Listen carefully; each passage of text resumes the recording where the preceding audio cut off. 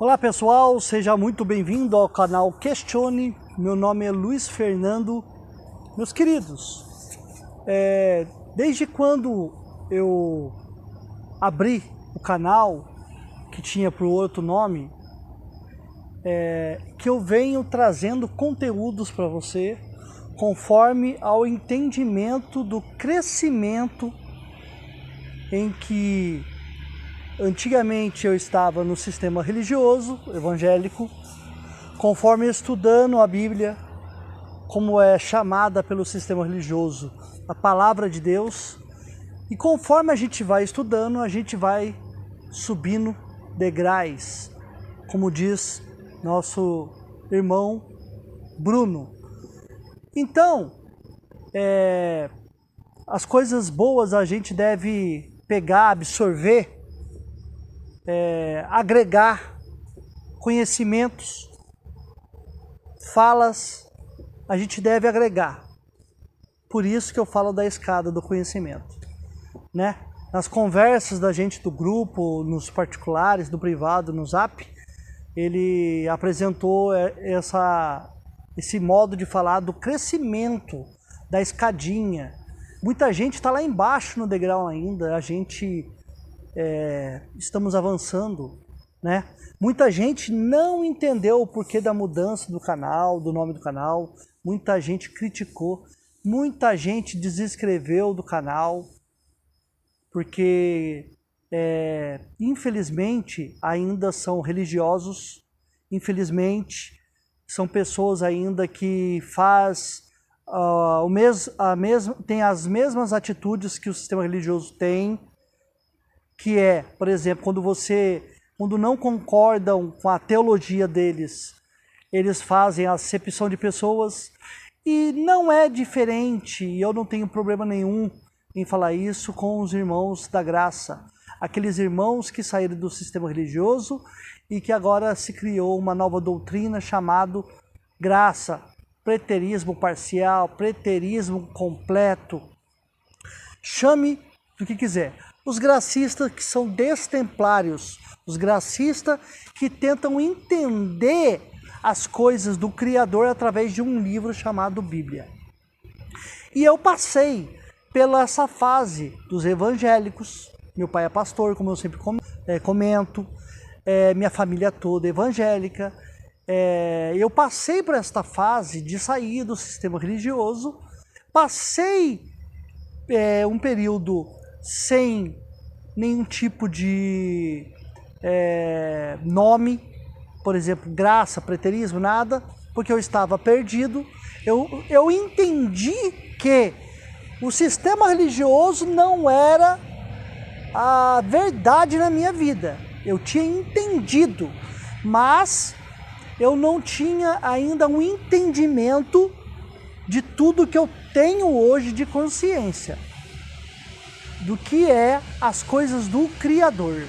Então, conforme eu fui estudando a história do cristianismo, a história do judaísmo, conforme eu fui aprofundando, acompanhando teólogos, doutores, bacharéis, conforme eu fui estudando junto com eles, acompanhando os canais deles, falando sobre a historicidade dos judaísmos e cristianismos, então meus olhos foram se abrindo a cada vez mais, eu fui entendendo mais ainda sobre a história dessas religiões que falava de Deus dentro da Bíblia.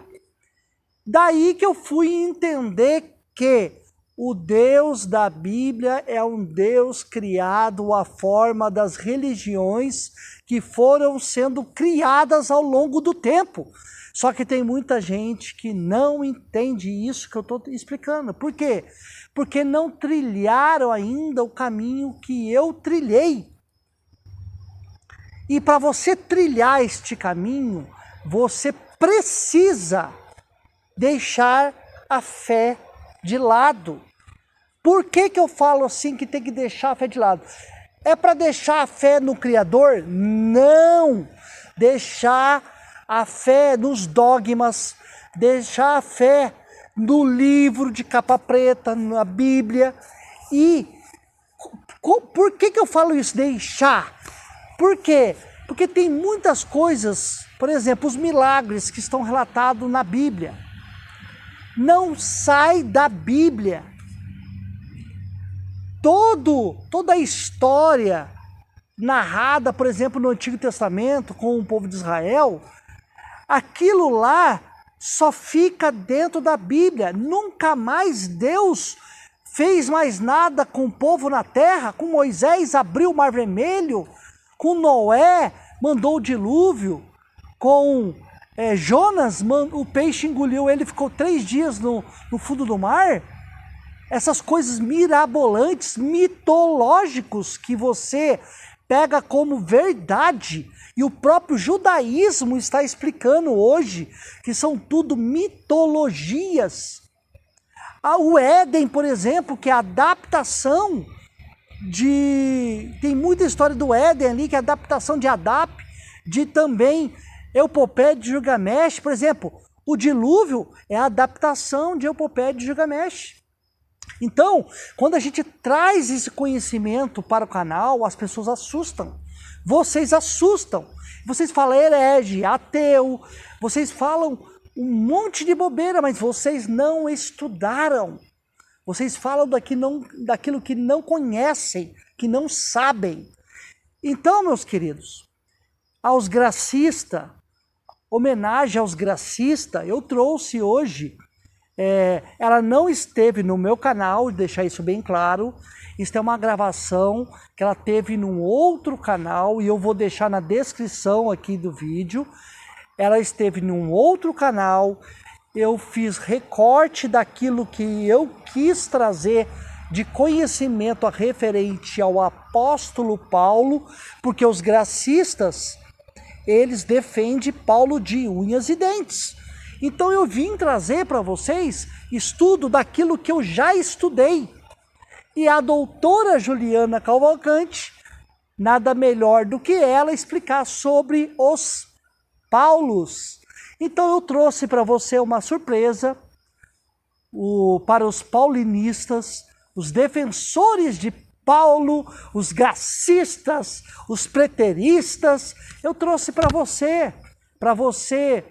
partilhar um pouco do conhecimento que hoje eu tenho referente à Bíblia. De tudo que eu já estudei referente à canonização, referente à historicidade, referente a várias coisas. Então, por exemplo, isso aqui que eu vou mostrar agora. Dá uma olhada nessa cronologia de quando os livros foram escritos. Dá uma reparada. Percebe aqui no canto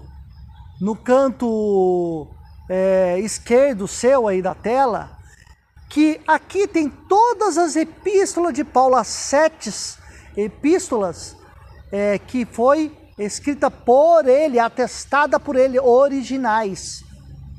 Olha a datação destas epístolas, destas cartas, de quando foi escrita.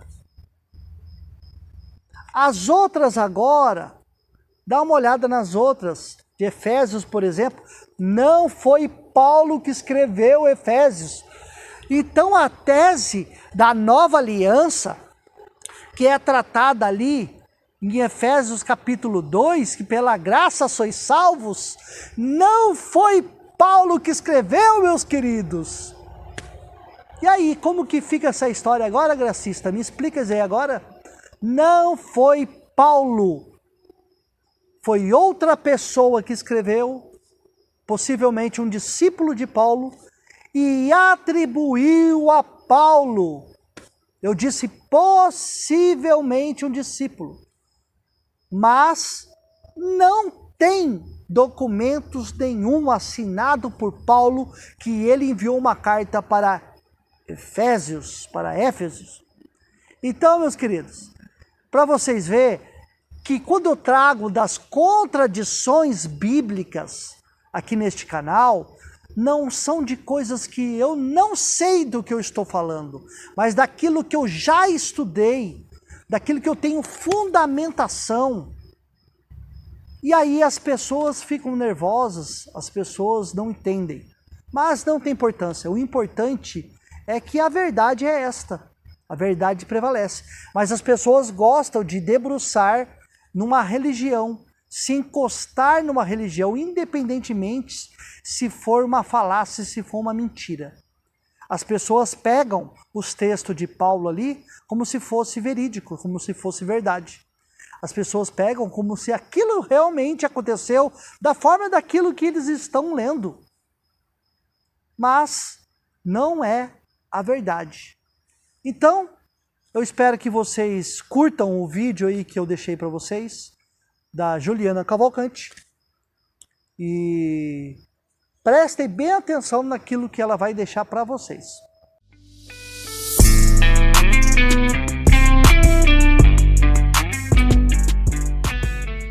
Boa noite aí, galera que nos acompanha. Dizer que é um prazer estar aqui. E é isso mesmo, né? Eu sou historiadora de carreira e atualmente eu estou fazendo o meu estágio de pós-doc, né? No Museu Nacional, na UFRJ. Eu sempre costumo fazer esse tipo de brincadeira que se Jesus é difícil falar, né? Eu falo que falar de Paulo é ainda mais emblemático, porque Jesus acaba ficando um pouquinho mais fácil, porque não tem nada, ele não deixou nada escrito. Então a gente já parte dessa premissa. Não tem escrito, então vamos ver o que estão falando sobre. E aí tentar chegar nessa figura. Agora, Paulo, como tem escritos atribuídos a ele, isso é um problema, porque a galera acaba achando que os 13 textos estão saindo da mão dele. E alguns ainda falam, não, peraí, não é 13 não, tem 14, porque tem hebreus, ainda tem uma galera que soma ali com hebreus. Sendo que Paulo, propriamente dito, né, essa figura que está ali transitando na década de 40, 50, do século I, só escreveu 7 cartas, que são 1 Coríntios, 2 Coríntios, Gálatas, 1 Tessalonicenses, que inclusive é a carta e o escrito mais antigo do Novo Testamento, Filipenses, Filemon, né, e Gálatas. O resto, ou seja, Efésios, Colossenses, 2 Tessalonicenses, que aliás é uma carta que eu sempre gosto de lembrar, que é muito bacana. Em 2 Tessalonicenses, se você ler com atenção, ela propõe teologias completamente diferentes. Por quê? 1 Tessalonicenses está lá dizendo, Jesus vai voltar a qualquer momento, hein? Se liga, galera. 2 Tessalonicenses já fala assim, não, rapaz, tem uma carta aí dizendo que está circulando no meu nome, mas é mentira, porque vai acontecer uma porrada de coisas para depois Jesus voltar. Ou seja, o cara pega o texto que é do Paulo histórico e diz que é mentira. E ele fala que a dele é verdadeira. Então, ó a loucura, né? Isso é 2 Tessalonicenses. Então, são cartas que são atribuídas a Paulo. Eu costumo dizer que é o quê? A gente precisa separar o que é o Paulo histórico e o que é de uma escola paulina. Ou seja, indivíduos que foram discípulos, indivíduos que se reconheceram, ouviram ideias associadas a esse nome a Paulo, gostaram e se inseriram nessa escola. Tanto que a gente, quando lê o material, a gente precisa lembrar que existem 4 Paulos dentro só do Novo Testamento, mas a gente ainda tem materiais fora também que são atribuídos a Paulo. Por exemplo, essas 7 cartas, que de fato foram assinadas e são de autoria do Paulo histórico. A gente já tem um Paulo ali que são de indivíduos que foram discípulos dele, tão próximos, conhecem metáfora, conhecem escrita. Então, eles escrevem de forma que lembra, mas não é Paulo, que é o caso de Efésios, Colossenses e 2 Tessalonicenses. A gente já tem o Paulo, que esse daí são as chamadas cartas não paulinas, que não tem nada a ver com Paulo, que é 1 Timóteo, 2 Timóteo e Tito. né? Que nem é escrita nada, metáfora, já foi tudo eclodido, tanto que é século II. Então, repare, eu estou falando que a produção de Paulo é década de 5, finalzinho da década de 40, 48, mais ou menos, primeira Tessalonicenses, e ao longo da década de 50. Tito, repito, Tito, 1 Timóteo, 2 Timóteo, século II. Então, Paulo já morreu, gente, já bateu as botas há muito tempo. Esquece, não tem mais Paulo. Mas o cara escreve como se fosse Paulo. Entende? E é interessante porque uma historiadora norte-americana, Margaret MacDonald, ela comenta que a gente consegue demarcar bem o processo de produção dessas cartas, que é em contexto de quê? De uma tensão com outro texto que não entrou para o cânone, que é Atos de Paulo e Tecla, que não entrou, diga-se de passagem, por uma tensão ali com a figura de Tecla, que era uma discípula de Paulo, que também saiu ali, enfim, anunciando essa tal boa nova, e ganhou o epíteto de apóstola. E o Tertuliano, comentando sobre esse material, vira e fala que o material não pode ter vindo de Paulo, porque onde já se viu uma mulher pregar, se já é complicado uma mulher ler e escrever, ele já acha absurdo, que dirá uma mulher ter autoridade para sair pregando como apóstolo. Então, é o que eu costumo dizer também, que aí, de novo, volta a pergunta. A que Paulo nós estamos nos falando? Porque a galera quase sempre, eu sempre digo isso. Ah, Paulo era machista. Aí qual é a passagem? Efésios 5. Caraca, pô, tem 13 cartas, a galera sempre me cita Efésios 5, né? Aí quando lembra, às vezes, lembra de 1 Timóteo. Aí, com terceira lembrança, fazendo um pouco de esforço, 1 Coríntios 14, 33 a 36.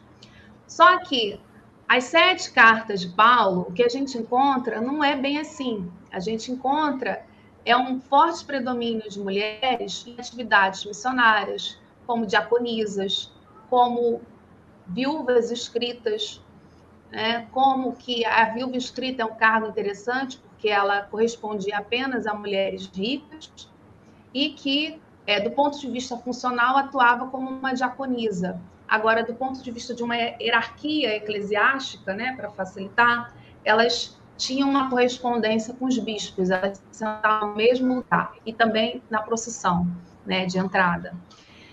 Então, você tem ali mulheres como Júnia, que a galera fez um esforço para transformar em homem, mas Júnia reconhecida como uma apóstola.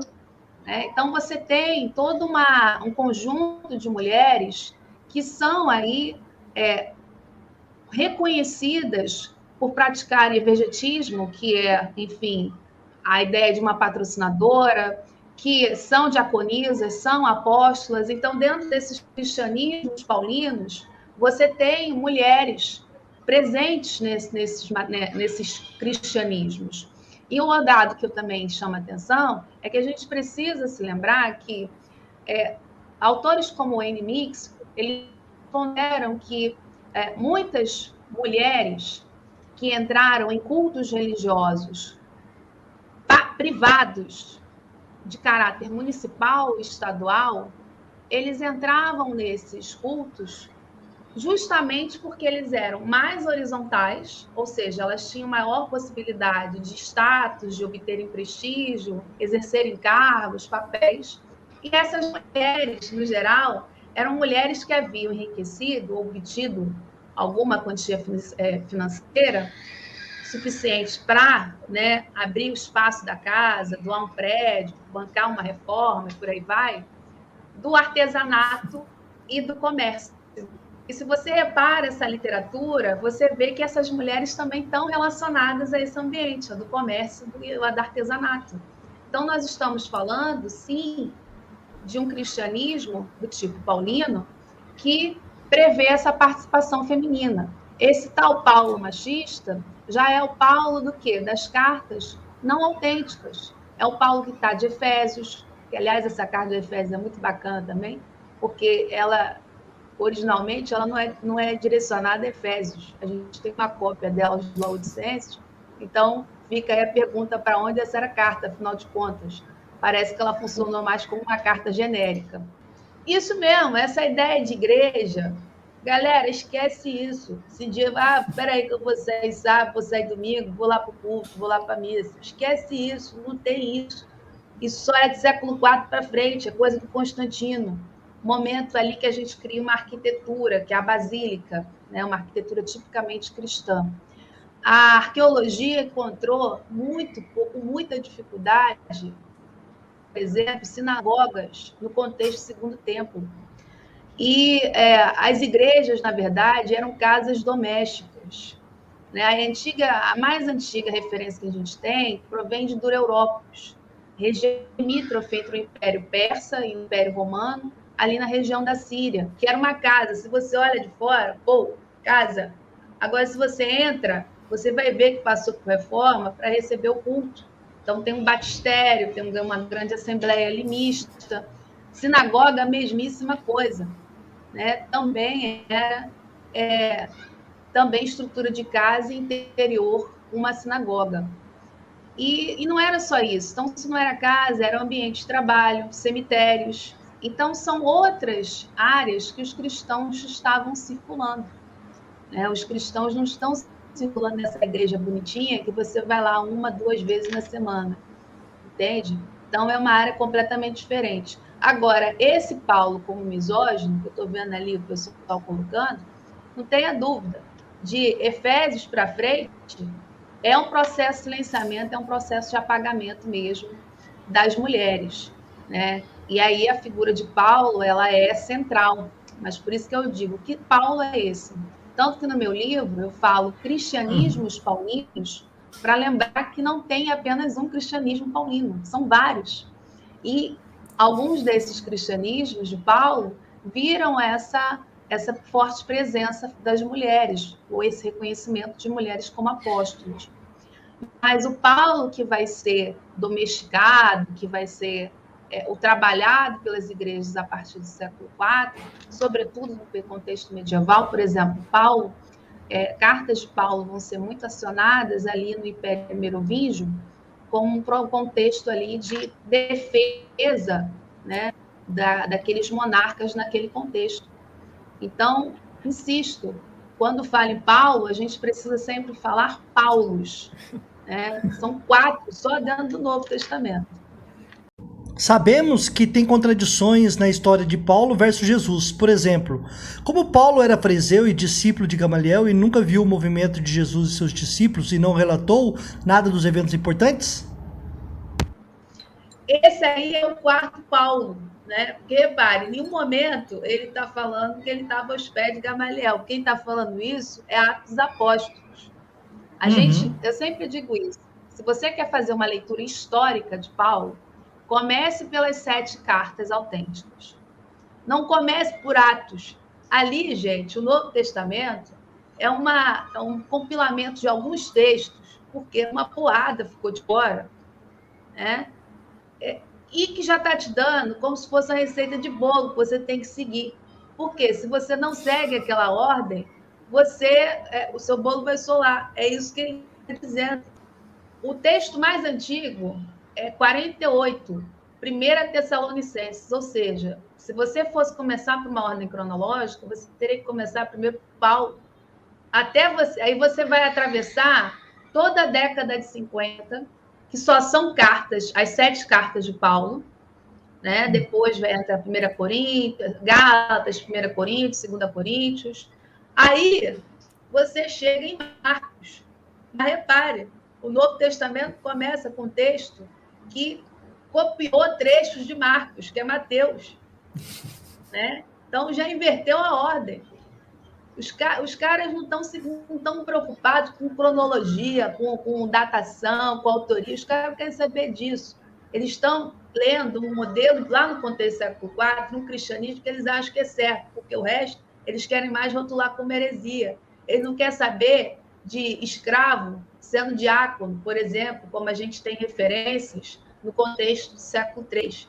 Os caras não querem saber de mulher atuando como diaconisa, atuando como bispa, não querem saber de outros espaços sagrados, como o cemitério, por exemplo, que os cristãos, no contexto do século IV, que é século V, querem muito mais saber do cemitério do que da igreja. Eles não estão interessados em ler um Diatessaro, porque o Diatessaro é fantástico. O Tassiano, no contexto do século III, o cara percebe que esses textos, Mateus, Marcos, Lucas, João, Tomé, cada um está falando uma coisa e cheio de contradição. O cara tem uma ideia brilhante. Espera aí, vou pegar um texto, vou fazer um texto só, o que eu acho que está certo, eu coloco ali, pronto, ficou. Né? Então, Gamaliel é um problema porque só Atos dá essa informação. Atos é um texto escrito no século II. Paulo morreu ali na década de 60. Então, vamos fazer a conta? Vamos botar 60 para não errar as contas? E vamos botar aqui Atos com 110? Porque é matemática, né? Então, peraí, 110 menos 60, 40, 50 anos, estou errada? Errei aqui na minha matemática? Então, quer dizer, 50 anos de diferença. Aparece um texto falando que Paulo está aos pés de Gamaliel. Galera, acorda! Não tem mais nenhum texto nesse ponto. O próprio autor, Paulo, que está escrevendo sobre si mesmo nas cartas, ele nunca fez referência. Não dá para um material desse ser histórico. Né? Do ponto de vista da teologia, da fé, não é meu problema aqui.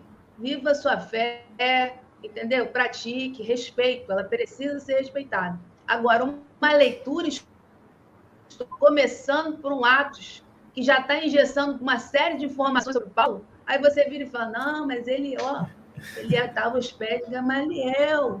Pô, ele tem uns que até força, inclusive, ele conheceu Jesus, pode não ter dado exemplo, mas ele não tem referência. O cara nem quer saber do contexto da Palestina. Paulo é um judeu de diáspora. Paulo fala, escreve muito bem grego. O grego de Paulo é bom, é um bom grego. Quando você olha, né, o material, você vê que ele tem um conhecimento de vocábulo. Paulo faz referência a autores clássicos, né, hoje ditos clássicos. Então, esse cara não está atento a um outro modelo. O judaísmo de Jesus é aquele judaísmo mesmo ali do contexto palestino do século I, rural, camponês, analfabeto, só fala aramaico. Paulo não. Paulo a gente tem que estudar, quando a gente quer estudar Paulo, estudar o material das sinagogas de diáspora, do judaísmo de diáspora. Os que estão, inclusive, brigando para terem o quê? De um lado, manterem o seu direito de manterem suas práticas judaicas, mas que querem viver a boa vida de um típico indivíduo já helenizado. O cara não está até preocupado, não. É só você reparar que quando houve a guerra, a revolta judaico-romana ali na Palestina, os judeus que estavam na diáspora não estavam nem aí. Para esses indivíduos, diga-se de passagem, a sinagoga há muito tempo já é mais importante do que o Templo de Jerusalém. O Templo de Jerusalém é importante para quem está na Palestina. Agora, para quem saiu, já eclodiu há muito tempo. Então é isso, meus queridos. Eu espero que você tenha gostado desse pequeno estudo. Assista toda a live. Eu não deixei a live inteira dela, porque é mais de 2 horas de live. Então eu espero que vocês tenham gostado. Se inscreva no canal, deixe o seu like e, principal, compartilhe. E até o próximo vídeo. A paz.